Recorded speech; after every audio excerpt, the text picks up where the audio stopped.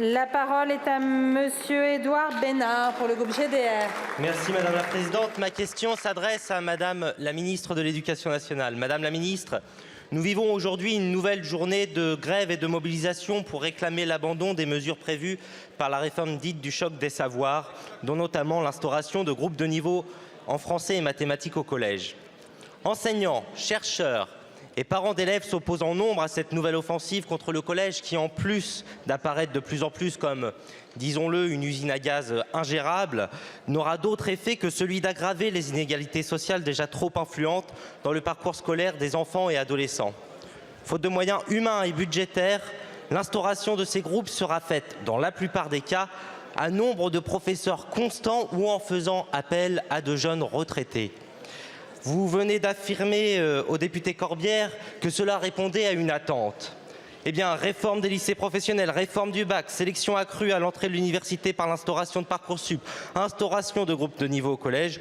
Pour nous, l'ensemble de ces dispositifs a pour seul objectif d'introduire des logiques de concurrence, de performance et de spécialisation des formations fonctionnelles aux nécessités du sacro-saint marché.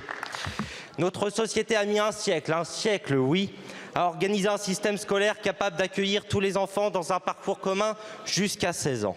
Cette réforme, elle organise en première instance l'orientation précoce des jeunes qui n'ont que l'école pour réussir. Force est de constater que nous assistons ainsi au développement d'un système éducatif à deux vitesses où les classes populaires voient s'amoindrir leur possibilité de s'émanciper par l'éducation alors que les classes supérieures reproduisent leurs privilèges sociaux grâce aux logiques de séparatisme éducatif.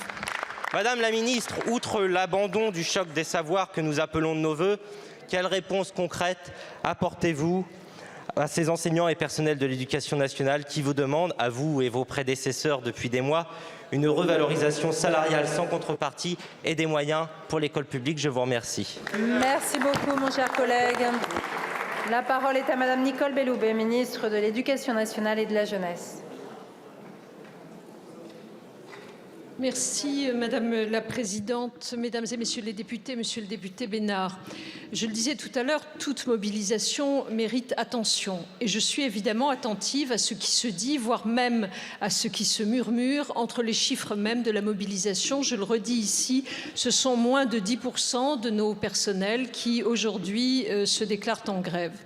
Pour autant, évidemment, nous avons un objectif clair, et nous l'avons affirmé, c'est d'une part d'assurer une meilleure maîtrise des enseignements fondamentaux et des matières fondamentales pour nos élèves, afin d'élever le niveau, et c'est ensuite, je le redis ici devant vous, le refus de toute ségrégation sociale et scolaire. Pour ces raisons-là, nous serons attentifs à la manière dont les groupes se mettront en place en 6e et en 5e.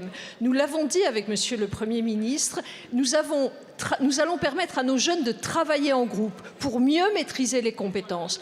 Pour autant, des brassages seront possibles entre ces groupes et qui pourront se réaliser lors du retour en classe entière. Donc, oui à la pédagogie différenciée entre les groupes, non au tri social qui pourrait en résulter et nous avons mis en place les éléments nécessaires pour ce faire. Je ne reviens pas sur l'augmentation de la rémunération des personnels enseignants, j'en ai parlé tout à l'heure à votre collègue le député Corbière. En revanche, un mot sur les moyens.